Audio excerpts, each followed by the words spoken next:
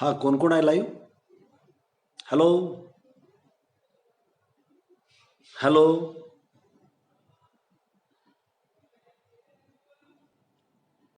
हा, लोमटे आलेत का? Hello hello. लाईव्ह कोण कोण आलेला आहे?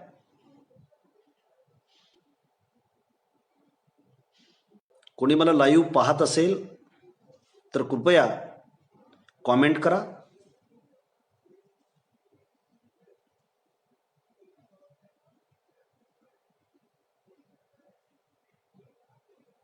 मला वाटतं 8 वाजलेले आहेत.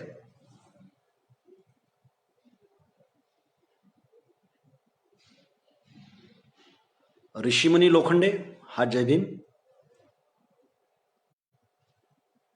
आवाज येतोय का आणि स्पष्ट दिसतंय का?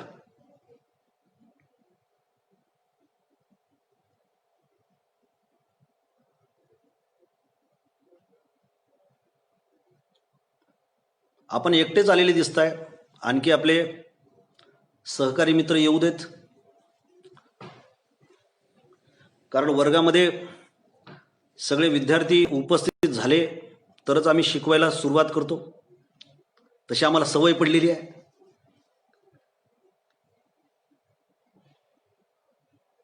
आणखी कोण कोण जॉईन होय पाहू.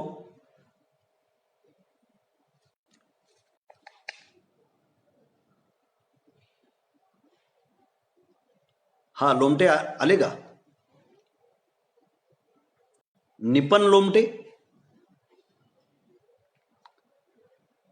ज्यांच्या विनंतीवरून मी आज तुमच्या पुढे लाईव्ह येतोय, ते निपन लोमटे.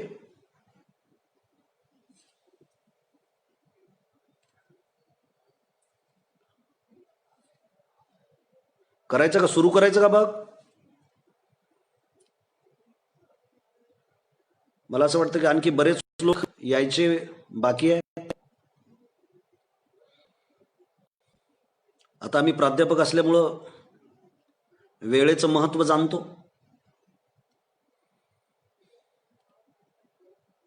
वेळेवर वर्गामध्ये जाणं, टोल पडला की जाणं, टोल पडला की दुसरा टोल पडला की बाहेर येणं, हे आम्हाला जरा सवयीचं झालंय. आता इथं काही टोल पडण्याची शक्यता नाही, त्यामुळे तुम्ही प्रतिक्रिया द्या.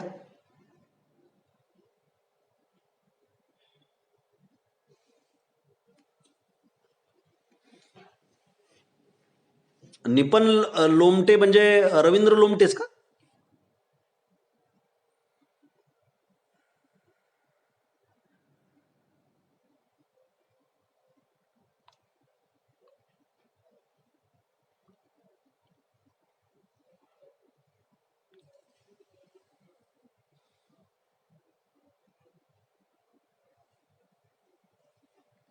हा, सुकाळे आलेत. जय भीम, जय शिवराय, जय मल्हार. तर सुरू करू आपण, कारण 8 वाजून गेलेले आहेत. मित्र हो, बहुजन नायक या पेजवरती मला जे लाईव्ह पाहतायत, ऐकत आहेत, त्या सर्व प्रबुद्ध सन्मित्रांचं मी या ठिकाणी स्वागत करतो. मला ज्यांनी या पेजवर येण्याचं निमंत्रण दिलं ते निपन लोमटे यांचे मी आभार व्यक्त करतो. मित्र हो, सकाळपासून मी 5 सेशन केलेले आहेत. म्हणजे सकाळी 10 वाजल्यापासून आत्तापर्यंत 5 तास मी होळकरशाहीबद्दल बोललेलो आहे. त्यामुळं आता माझा घसाही साथ देत नाही आहे, शेवटी शरीर आहे. परंतु आपण जे प्रेम देताय, आपण जो प्रतिसाद देताय, त्यामुळं माझाही उल्हास वाढतोय, थकवा दूर होतोय आणि हा विषय देखील मला ऊर्जा देतोय. आज ही अहिल्यादेवींच्या चरणी माझी सेवा असं मी मानतो. आपल्या विचार करणारे लोक हा विषय समजून घेण्यासाठी प्रयत्न करतायत, ही अत्यंत समाधानाची गोष्ट आहे. मी डॉक्टर यशपाल भिंगे, मी नांदेडवरून आपल्याशी संवाद करतो आहे. सर्वप्रथम पुण्यश्लोक महाराणी अहिल्यादेवी होळकरांच्या आजच्या जयंतीच्या निमित्तानं मी आपल्याला हार्दिक शुभेच्छा देतो. आणि जो विषय मला तुमच्यापुढे मांडायचा आहे त्या विषयाच्या प्रतिपादनाला सुरुवात करतो. बंधूंनो, आज आपण ज्या व्यवस्थेमध्ये जीवन जगतोय ती लोकशाहीची व्यवस्था आहे. आणि आपण आज ज्यांची जयंती साजरी करतोय, ज्यांच्या पराक्रमाचं आणि कार्यकर्तृत्वाचं आपण आज स्मरण करतोय, त्या महाराणी पुण्यश्लोक अहिल्यादेवी होळकर ह्या 18व्या शतकात राजेशाही व्यवस्थेमधल्या एक महाराणी आहेत. राजेशाही आणि लोकशाही ह्या परस्पर विरोधी व्यवस्था आहेत. आणि म्हणून तर सरदार वल्लभभाई पटेल यांच्या नेतृत्वाखाली आपण सगळे राजघराणे खालसा केले आणि सगळ्यांना लोकशाही व्यवस्थेमध्ये जीवन जगण्यासाठी भाग पाडलं.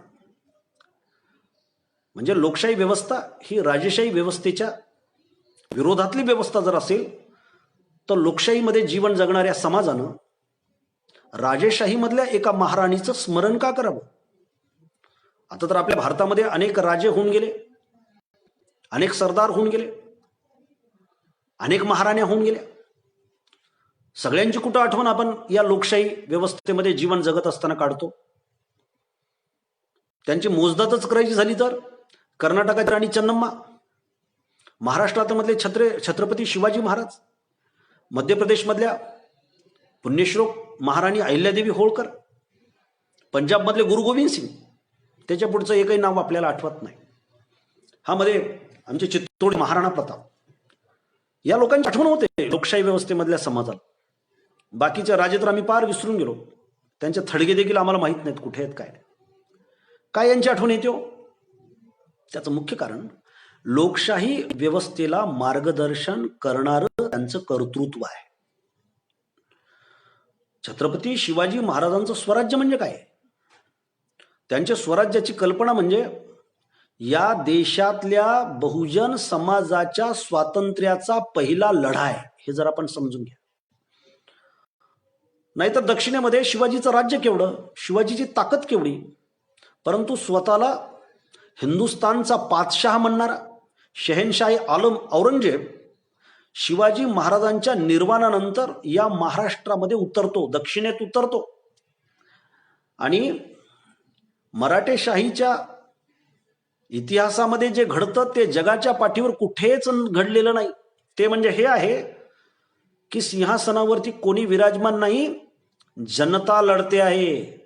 औरंगजेबाच्या सोबत लढत असताना सिंहासनावर कोणी नाही, महाराजांचं निर्माण झालेलं आहे आणि जनता मात्र लढते आहे. 1-2 वर्ष नाही, 27 वर्ष लढते आहे.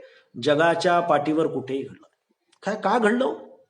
त्याचं कारण राजेशाहीमध्ये सुद्धा लोकशाही व्यवस्थेचं स्वप्न छत्रपती शिवाजी महाराजांनी पाहिलेलं होतं आणि त्या स्वप्नाचं नाव आहे स्वराज्य.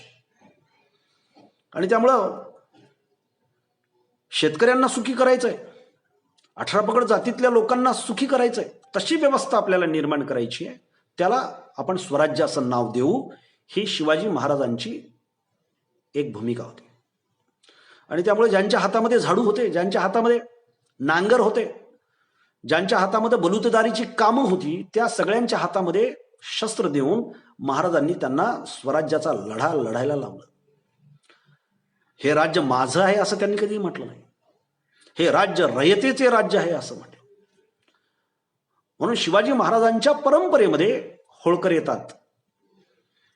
होळकरांनाही माहित होतं की हे राज्य कुणाचं आहे, स्वराज्य काय आहे, आणि त्या स्वराज्याला आपल्याला विस्तारित करायचंय, त्या स्वराज्याला आपल्याला समृद्ध करायचंय. ही होळकरांची भूमिका होती. आणि ती भूमिका घेऊन ते उत्तरेमध्ये आपलं कर्तृत्व गाजबत होते. आपलं दुर्दैव हे आहे मराठी माणसाचं की आपल्याला छत्रपती शिवाजी महाराजांचाही लोकोद्धारक इतिहास माहीत नाही. आपल्याला जो इतिहास माहीत आहे तो आपल्या 5 रोमहर्ष घटनांच्या मधला, की शिवाजी महाराजांनी तोरणा जिंकला, शिवाजी महाराजांनी अफजलखानाचा कोथळा काढला, शिवाजी महाराजांनी शाहिस्तेखानाची बोटं कापली, शिवाजी महाराजांनी आग्र्याहून सुटका करून घेतली, शिवाजी महाराजांचा राज्याभिषेक झाला. या 5 घटनांच्या पलीकडे आपल्याला शिवाजी महाराजांचा इतिहास माहीत नाही. त्यांच्या लोकोपयोगी कामाचा, त्यांनी ज्या पद्धतीने कामं केली, वतन खालसा केली, सर्वसामान्य माणसाला हे स्वराज्य आपलं आहे असं वाटलं, ती भूमिका त्याच्या मनामध्ये तयार केली. स्वराज्य घडवणारा निर्माता असलेला छत्रपती शिवाजी महाराज आपल्याला माहीत नाही. शिवाजी महाराजाचा अर्धवट माहीत आहे. ते अभ्यासक्रमाच्या पुस्तकातून त्यांचे पुतळे बघून, त्यांच्या जयंत्याच्या निमित्तानं भाषण होतं. परंतु शिवाजी महाराजांच्या आधी महाराष्ट्राचा इतिहास तोही आम्हाला माहीत नाही. कोण होते होयसाळ, कोण होते वाकाटक, कोण होते चालुक्य, कोण होते सातवाहन, कोण होते राष्ट्रकूट, हे आम्हाला माहीत नाही. आणि बाबासाहेब म्हणतात त्याप्रमाणे जो समाज आपला इतिहास विसरतो त्या समाजाला इतिहास घडवता येत नाही, त्याला वर्तमान काळ व्यवस्थित करता येत नाही, त्याला भविष्याचा वेध घेता येत नाही. आणि म्हणून अभ्यास करणं हे गरजेचं आहे. म्हणून ज्योतिराव म्हणाले होते, एवढा सगळा अनर्थ एका अविद्येने केला. आता विद्या तर सगळ्यांनीच ग्रहण केलेली आहे. इंग्रजांनी देश सोडला त्यावेळेला आपल्याकडे साक्षरतेचं प्रमाण 18% होतं. आज ते 80%च्या वर गेलेलं आहे. म्हणजे साक्षरतेचं एवढं प्रमाण वाढलं, सुशिक्षितांचं एवढं प्रमाण वाढलं, नोकरदाराचं एवढं प्रमाण वाढलं, शाळा आल्या, विद्यापीठ आली, मोठमोठ्या शैक्षणिक संस्था आल्या. परंतु या सगळ्यामध्ये अभ्यास करणारा समाज तो कुठे आहे? बाबासाहेबांनी सांगितलं होतं की नुसतं संघटित होऊ नका, शिका, म्हणजे ज्ञान मिळवा. कारण लोकशाही व्यवस्थेमध्ये ज्ञानाची सत्ता ही सगळ्यात प्रभावी सत्ता असते. आणि ते ज्ञान मिळवण्याचा भाग म्हणजे इतिहासाचा अभ्यास होय. म्हणून इतिहासाचा अभ्यास केला पाहिजे. सातवाहन कोण आहेत? अरे संबंध जगामध्ये सर्वात दीर्घकाळ सत्ता करणारं घराणं कोणतं? तर ते सातवाहनाचं. जगामध्ये सगळ्यात दीर्घकाळपर्यंत सत्ता करणारं घराणं हे सातवाहनांचं आहे. 450 वर्ष त्यांनी सत्ता. महाराष्ट्र हा इथल्या प्रदेशाला शब्द त्यांनी दिला. रायगडासारखा बुलंद किल्ला त्यांनी बांधला. ते सातवाहन आम्हाला माहीत नाहीत. ज्या राष्ट्रकुटांनी आमच्या इथं सांस्कृतिक क्षेत्र हे आमचं संपन्न केलं, आपल्या मराठवाड्यामध्ये कंधार हे त्यांचं उपराजधानीचं शहर होतं.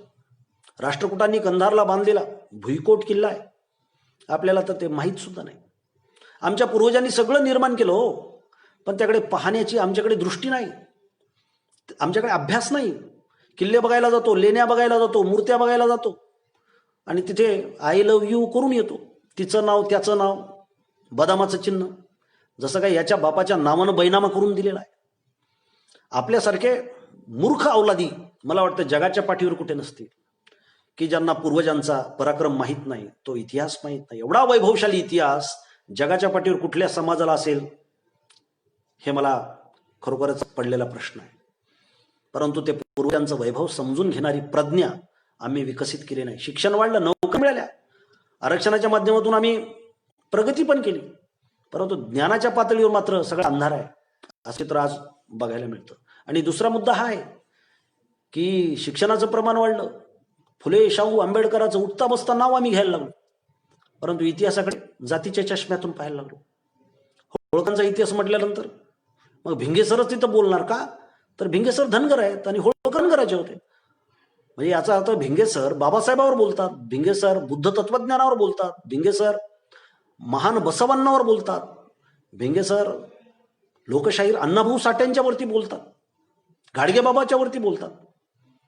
मग एवढ्या सगळ्या महापुरुषाला मानणारे, स्वतःला क्रांतिकारक समजणारे, परिवर्तनवादी चळवळीतील लोक होळकरशाही का समजून घेत नाहीत? हा माझ्या पुढचा प्रश्न आहे. जर आपण जात धर्म या अंधश्रद्धा मानत असू तर मग होळकरांचा इतिहास, धनगराचा इतिहास म्हणण्याचा अधिकार आहे का आपल्याला? होळकरांचा इतिहास हा बहुजनांचा गौरवशाली इतिहास आहे, हे आपण मान्य केलं पाहिजे. आणि मला असं वाटतं की अशा प्रकारची प्रज्ञा आमच्या बहुजन समाजामध्ये विकसित झाली पाहिजे, तरच खऱ्या अर्थानं बहुजन या संकल्पनेला लोकशाही व्यवस्थेमध्ये न्याय मिळेल. लोकशाही व्यवस्थेतल्या लढाई आम्ही जिंकू. नाहीतर तुम्ही तुमचे प्रतीक सांभाळत बसायचं, आम्ही आमचे प्रतीक सांभाळत बसायचं आणि समजायचं की बा आमच्या महापुरुषा एवढं थोर कुणीच नाही. दुसरा म्हणणार की माझ्या जातीतले महापुरुष जेवढे थोर आहेत तेवढे कुणीच नाहीत. आम्ही तुमच्या महापुरुषाला समजून घेणार नाही, तुम्ही आमच्या महापुरुष समजून नका. तुम्ही आमच्या महापुरुषाचा अभ्यास करा, पण आम्ही तुमच्या महापुरुष मात्र अभ्यासणार नाही, त्यांना महापुरुषच म्हणणार नाही, वगैरे वगैरे. असं जर झालं तर मग बहुजन समाज जोडला जाईल का? लोकशाही व्यवस्थेमध्ये तर डोक्याला किंमत आहे, मताला किंमत आहे. आम्ही जर होळकरांचा इतिहास आपला नाही, गाडगे बाबा आपल्याला माहित नाही, बसवांना ते तर धार्मिकच होते, असं जर मानत बसलो तर फार अवघड होईल बंधन. म्हणून एकच उदाहरण सांगतो, कारण बहुजन समाजामधली क्रांतिकारक विचार करणारी तरुण पोरं या ठिकाणी पेजवर आहेत, त्यामुळे त्यांना मार्गदर्शन होईल आणि मला सुद्धा माझ्या भूमिका तपासून पाहता येईल. तुम्हाला जर योग्य वाटलं तर तुम्ही होकारार्थी व्हा, तुम्हाला अयोग्य वाटलं तर सोडून द्या. परंतु बोलणं हे गरजेचं आहे, कारण ज्योतिराव फुल्यांचे आम्ही वारसदार, तुकोबारायाचे आम्ही वारसदार आहोत. ज्योतिराव फुल्यांनी सांगितलं होतं बहुजन समाजाचं दुखणं हे जुनं आहे, त्याला जरा कडू औषध द्यावं. म्हणून कडवट बोलावं लागतं. गोड गोड बोलणारी माणसं समाजाला परवडत नसतात, ते समाजाला डायबिटीज करतात. म्हणून गोड बोलण्याच्या याचा अर्थ सतत मूर्खासारखी काही बडबड करावी असं मी म्हणत नाही, परंतु आवश्यक तिथे कटू बोललं पाहिजे, कारण ते आवश्यक आहे. आणि तेच खऱ्या अर्थानं शाहू आंबेडकरांनी घडवलेलं आपलं मानस आहे, हे आपण जरा समजून घेण्याची गरज आहे. परवा 2 वर्षापूर्वी मी मासाहेब जिजाऊंच्या जयंतीच्या निमित्ताने गेलो होतो. जिजाऊची, सावित्रीबाई फुल्यांची आणि विवेकानंदाची जयंती एकत्रित त्या कॉलेजमध्ये करत होते. मला प्रमुख पाहुणा म्हणून बोलवलं होतं. आपल्या बहुजन समाजाच्या चळवळीमधला एक कार्यकर्ता मला तिथे भेटला, माझी जुनी ओळख होती विद्यापीठापासून. आणि ते मला म्हणले बाजूला घेऊन की सर, की इथे तुम्हाला जे काही बोलायचं ते जिजाऊ बद्दल बोला, सावित्रीबाई फुल्यांबद्दल बोला, विवेकानंदाबद्दल बोलायची काही गरज नाही. मी म्हटलं असं का? अहो जाऊ दे, त्या बामणाबद्दल काय बोलता. आता हे घोर अज्ञान त्या प्राध्यापकाचं मी अनुभवलं आणि मला प्रचंड मनस्ताप झाला, संताप आला. विवेकानंद ब्राह्मण होते. अहो, पुरोगामी लोक जोवर या देशामध्ये भगव्या वस्त्रातली एक पुरोगाम्यांची परंपरा आहे हे समजून घेत नाहीत, तोपर्यंत आपल्या अडचणी वाढणार आहेत. नाहीतर वैदिक ब्राह्मणांना झोडपता झोडपता आम्ही आदिम हिंदू धर्मातल्या सगळ्या परंपरा झोडपून काढतोय. आणि त्यामुळे व्हायलंय काय की लोकशाही व्यवस्थेमध्ये आम्ही आयसोलेटेड व्हायला लागलो. आम्हाला या मोठ्या वर्गाची मतही मिळत नाहीत आणि या लोकांपासून तुटून पडल्यामुळं आमच्यामध्ये निराशा येऊ लागलेली आहे.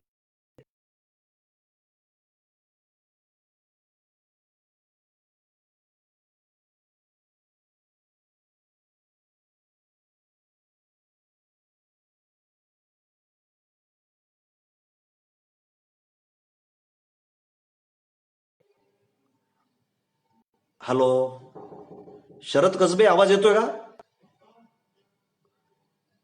हॅलो, आवाज येतोय? अरे इथं लाईव्ह चालू आहे, येऊ नको. आवाज येतोय? हॅलो, कोणीतरी कमेंट करा.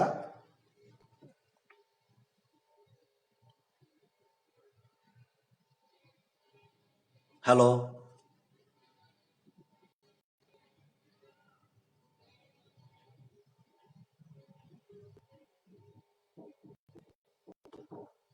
हॅलो, सावड्या तुला कळायला नाही, बाहेर लाता काही बरं. Hello,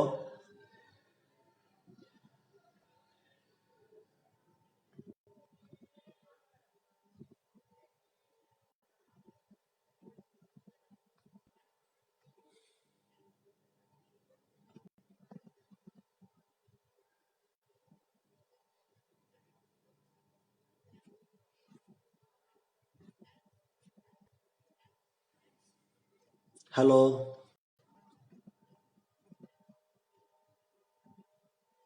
hello. हा, मध्यंतरी थोडा व्यत्यय आला होता. तर ही मानसिकता आपण बदलली पाहिजे. भगव्या कपड्यातली पुरोगाम्याची परंपरा आहे ती बुद्धापासून सुरू होते. महावीर आहेत, चक्रधर आहेत, बसवांना आहेत, त्याचबरोबर नंतरच्या कालखंडामधले दयानंद सरस्वती आहेत, स्वामी विवेकानंद आहेत, स्वामी रामतीर्थ आहेत, स्वामी रामानंद तीर्थ आहेत. हे जर आपण समजून घेतले पाहिजे. जात आणि धर्म या गोष्टीच आपण जर मान्य करत नसू तर मग कुणाचीही जात डोळ्यासमोर ठेवून आपण जर पूर्वग्रह आपले बाळगत असू तर मला असं वाटतं की हे चुकीचं होईल. त्यामुळे बंधूंनो, हा विषय समजून घेण्यामध्ये काही अडचणी येतात मला माहिती आहे. कारण महादेवाची पिंड हातात घेतलेली, अहिल्यादेवींची मूर्ती पाहिली की पुरोगामी माणसाचं पित्त खवळतं. अरे शिव कोण आहे? तर आपल्यासाठी तो देव आहे, पण तो पशुपालक, मेषपालक म्हणजे धनगर संस्कृतीमधला तो राजा आहे. गणांची व्यवस्था निर्माण करणारा तो आद्य पुरुष आहे. त्याची बायको जी पार्वती आहे ती हिमालय नावाच्या धनगर राजाची मुलगी होती. हे जरा समजून घ्या. म्हणून प्राच्य विद्यांचा आपण अभ्यास केला पाहिजे, पुराणांचा अभ्यास केला पाहिजे, ज्याला अँथ्रोपॉलॉजिकल अभ्यास म्हणतात, अँडॉलॉजिकल अभ्यास म्हणतात. तो अभ्यास जर आपण व्यवस्थितपणाने केला तर मग या परंपरा सुद्धा शुद्ध स्वरूपामध्ये आपल्याला समजून घेता येऊ शकतात. नाहीतर या सगळ्याच परंपरा टाकाऊ आहेत असा जर आपला गैरसमज असेल तर तो गैरसमज दूर केल्याशिवाय आपल्याला उजाडणार नाही, हे लक्षात घ्या. म्हणून अहिल्यादेवी त्यांनाही माहीत होतं की आपण शिवमार्गी आहोत. त्या विधवा होत्या, त्यामुळं धार्मिक आचरण करणं हे त्या काळाला धरून होतं. शिव हे सगळ्या समाजाला जोडणारं त्या काळातलं एक प्रतीक होतं. आजही अफगाणिस्तानापासून ते खाली श्रीलंकेपर्यंत तुम्हाला शिवाच्या मूर्त्या सापडतात, पिंडी सापडतात. हे जर आपण समजून घेण्याची गरज आहे. शिव हे वैराग्याचं प्रतीक आहे, विरक्तीचं प्रतीक आहे, निर्मितीचं प्रतीक आहे आणि त्याचबरोबर पराक्रमाचं प्रतीक आहे. तो अवैदिक असा राजा होता, हेही आपण जरा समजून घेण्याची गरज आहे. त्यामुळं अहिल्यादेवी होळकरांच्या हातामधली पिंड त्यांच्या धार्मिकतेचा निर्देश करते, परंतु केवळ त्या धर्मपरायण होत्या एवढीच त्यांची ओळख नाही. तर त्याच्या पलीकडे जाऊन धर्माचा उपयोग त्यांनी लोककल्याणकारी राज्य निर्माण करण्यासाठी केला. त्यांनी मंदिरं बांधली, घाट बांधली, ते बांधकामं केली. का केली बांधकामं? तर त्याचं कारण होतं की त्या काळातली ती रोजगार हमी योजना होती. जिथे लोकांच्या हाताला काम नव्हतं, दुष्काळ पडलेला असायचा, नैसर्गिक संकट असायचं, तिथे अहिल्यादेवी होळकर बांधकामं सुरू करायच्या, लोकांच्या हाताला काम द्यायच्या, लोकांच्या रोजारोटीचा प्रश्न सोडवायचा. त्यांनी बांधलेलं शिवाचं मंदिर पाकिस्तानमधल्या कराची जवळ आजही आहे. एवढंच नाही तर पशुपतीनाथा मंदिराचं म्हणजे नेपाळमधल्या पशुपतीनाथाच्या मंदिराचा जीर्णोद्धारही त्यांनी केला. भारतभर त्यांनी बांधकामं केली. याचा अर्थ मध्य काळातलं इंजिनिअरिंग त्यांनी घडवलं. त्यांनी जलव्यवस्थापनाची कामं केली. आपल्या इथे जवळपास 100 गावामध्ये महाराष्ट्राच्या त्यांनी जलव्यवस्थापनाची कामं केली. पंढरपूरचा दुष्काळ त्यांनी हटवला, तिथे 12 बांधून ठेवल्या. होळकरांनी गावाच्या गावं वसवली, जसं की मालेगाव धुळेजवळ. ते मालेगाव मालेराव होळकरांच्या नावावर वसवलेलं औद्योगिक शहर होतं. म्हणून तिथे मोठ्या प्रमाणामध्ये विणकर हैदराबादहून आणि मुस्लिम संस्थांमधून आली, म्हणून त्या ठिकाणी मुस्लिमांची संख्या आज जास्त दिसते. त्या उद्योग प्रवण होत्या. महेश्वरला त्यांनी महेश्वरी साडी निर्माण करण्याचा प्रयत्न केला. ते विणकर सगळ्या भारतातून बोलवले. त्यांचा आदर्श डोळ्यासमोर ठेवून टिपू सुलताननी म्हैसूरमध्ये म्हैसूर साडी हे तयार करण्याचा प्रकल्प सुरू केला. त्या पत्रामध्ये त्याच्या नोंदी येतात की अहिल्यादेवी होळकरांनी त्यांना मदत केली. टिपू सुलतान अहिल्याबाई होळकरांचा निस्सीम भक्त होता. ते टिपू सुलतान एका ठिकाणी लिहिलंय की अहिल्याबाई एका बाजूला धार्मिक होत्या, दुसऱ्या बाजूला शास्त्र पंडित होत्या, भाषा कोविद होत्या, तर तिसऱ्या बाजूला शस्त्र चालवण्यामध्ये, घोडेस्वारीमध्ये पारंगत होते. टिपू सुलतान म्हणतो की अहिल्यादेवी होळकरांच्या सारखी भाला फेकणारी बाई मी भारतामध्ये पाहिलेली नाही. तर टिपू सुलतानला उद्योग प्रवण करणाऱ्या इतकंच काय, मल्हारराव होळकरांनी ग्वाल्हेर शहर वसवलं. राणोजी शिंदेना ज्यावेळेस सुभेदारी तिथली देण्यात आली मल्हारराव होळकरांच्या सांगण्यावरून, त्यावेळेला मल्हारराव होळकरांनी ते ग्वाल्हेर शहर वसवलं, तिथली बाजारपेठ वसवली. आणि आज त्या शहराचा काय भरभराट झाला आपण ते पाहू शकता.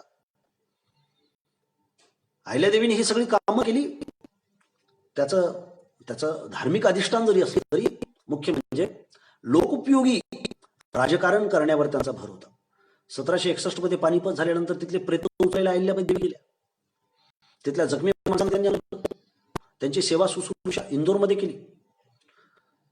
जे सैनिक मेले होते त्यांच्या बाया विधवा झाल्या होत्या, त्यांना जमिनीचे पट्टे दिले. त्यांच्या रोजीरोटीचा प्रश्न सोडवला. त्यांच्या मुलामुलींचे लग्न लावून दिली. त्यांच्या मुलामुलींना आपल्या सैन्यामध्ये सहभागी करून घेतलं. महिलांची फौज निर्माण करणाऱ्या भारतातल्या त्या पहिल्या महिला शासक. एवढंच नाही तर स्त्रियांना लढाईचं प्रशिक्षण देणाऱ्या संस्था त्यांनी निर्माण केल्या होत्या. यावरून अहिल्यादेवी किती कर्तव्यदक्ष होत्या. त्या किती म्हणजे धर्मपरायणतेला लोकाभिमुख करणाऱ्या अशा त्या महाराणी होत्या. पर्यावरणाच्या संदर्भामध्ये अहिल्यादेवीने काम केलं. 9/11चा कायदा केला. 11-9-20 झाडं प्रत्येक शेतकऱ्यांना लावणं हे गरजेचं आहे असं सांगितलं. तो कायदा केला. स्त्रियांच्या संदर्भामध्ये कायदा केला. हुंडाबंदीचा कायदा केला. दत्तक विधानाचा कायदा केला. ज्या वेळेला मालेराव होळकरांचं निधन झालं त्यावेळेला त्यांचा दिवाण होता गंगोबा शास्त्री. तर गंगोबा शास्त्रीला असं वाटलं की ही बाई धर्मविरोधी वागते, विधवा अस्वस्थता करते, कायदे करते, शास्त्राचं शिक्षण घेते, पत्रव्यवहार करते, स्त्रियांना सुशिक्षित करते, स्त्रियांना घोडेस्वारीचं शस्त्र चालवण्याचं प्रशिक्षण देते. म्हणून सनातनी गंगोबाला राग आला आणि त्यांनी राघोबा दादाला फूस लावली. आणि राघोबा दादाच्या या कटकारस्थानामध्ये शिंदेनी आणि भोसल्यांनी देखील साथ दिली. राघोबा दादा त्यावेळेला होळकरशाही गिळंकृत करण्यासाठी आला. त्यावेळेला जो करारी बाणा अहिल्यादेवी होळकर दाखवला तो इतिहासामध्ये नमूद करून ठेवण्यात आला आहे. त्यांनी म्हटलं की हरामखोर ब्राह्मण होळकरशाही बुडवायला निघालेला आहे, परंतु याद राखा बासंडा घेऊन जेव्हा मी घोड्यावर बसेन, बासंड म्हणजे भाला, त्यावेळेला श्रीमंता जड जाईल. राघोबा ज्या वेळेला लक्षात आलं त्याच्या की बाई ही साधी सुधी नाही बुवा, ते भेटायला आले. त्यावेळेला आपल्या महिलांच्या फौजीमधल्या पदाधिकाऱ्यांना सोबत घेऊन त्या गेल्या. हत्तीवर मेण्यामध्ये अंबारीमध्ये त्या बसलेल्या आहेत. आणि वरून राघोबा दादाला विचारतात, राघोबा दादा कसं काय आलात? राघोबा दादांनी सगळं ते परिस्थिती ओळखली. तो म्हणला की बाबा मालेरावकरांच्या निधनानंतर सांत्वन करायला आलेलो आहे. अहिल्यादेवी वरून म्हणाल्या की तुम्ही जर मित्राच्या नात्यानं आला असाल तर याच घोड्यावरून तुमची मिरवणूक काढील, परंतु होळकरशाही बुडवण्याचा घाट करून मनामध्ये कपट कारस्थान करून आला असाल तर याच हत्तीच्या पायाखाली तुम्हाला देईल. इतका करारी स्वभाव त्यांचा होता. म्हणून अहिल्यादेवी होळकर बहुजन समाजासाठी अत्यंत आदरणीय असं एक व्यक्तिमत्व आहे की ज्या काळामध्ये स्त्रियांना घराच्या बाहेर पडता येत नव्हतं, अशा काळामध्ये एक शेतकऱ्याची मुलगी आपल्या मराठवाड्यातली चोंडी हे त्यांचं गाव, तिथल्या धनगर पाटलाची ती मुलगी, आणि ती मुलगी स्वतःच्या हिमतीवरती प्रवास करीत असा इतिहास निर्माण करते की जो जगामध्ये कधीच पुसल्या जात नाही. जगाच्या पाठीवर असं एकमेव उदाहरण आहे बाईचं की विधवा असून सुद्धा त्या बाईंनी 28 वर्षाची राजवट केली. आणि म्हणून तर ब्रिटिश पार्लमेंट म्हटलं की 18व्या शतकातील जगातली सगळ्यात महान महिला शासक जर कोण असेल तर त्या अहिल्यादेवी होळकर आहेत. जॉन बेले नावाची एक इंग्लिश कवयित्री आहे, त्या अहिल्यादेवी होळकरांच्या वरती खंडकाव्य लिहिलं. ते खंडकाव्याची प्रस्तावना वाचली म्हणजे आपल्या लक्षात येतं आपला अभिमानानं ऊर हा भरून येतो. तर बंधूंनो, आपल्या सगळ्यांनाच अभिमान वाटावा असं इतिहासाचं गौरवशाली पान म्हणजे अहिल्यादेवी होळकर. आपण तो इतिहास वाचला पाहिजे. केवळ तो एका समाजाचा इतिहास म्हणून दुर्लक्षित करू नये. तो बहुजन समाजासाठी अभिमान वाटावा असा इतिहास आहे. आणि होळकरांनी छत्रपती शिवाजी महाराजांचं स्वप्न पूर्ण केलं, स्वराज्याचा विस्तार केला, दिल्ली 2 वेळेला जिंकली, अटकेपार झेंडे लावले. मराठेशाहीची प्रचंड मोठी सेवा ही होळकरांनी केली. म्हणून हा सगळा इतिहास आपण व्यवस्थितपणानं समजून घेण्याची गरज आहे. त्या विषयाचं प्रवक्तेपण करण्याची गरज आहे, त्याचा अभ्यास करण्याची गरज आहे. एवढंच या निमित्तानं बोलतो. आपण अतिशय शांत चित्तानं माझं ऐकून घेतलं त्याबद्दल सर्वांचे आभार व्यक्त करतो आणि थांबतो. जय हिंद, जय महाराष्ट्र.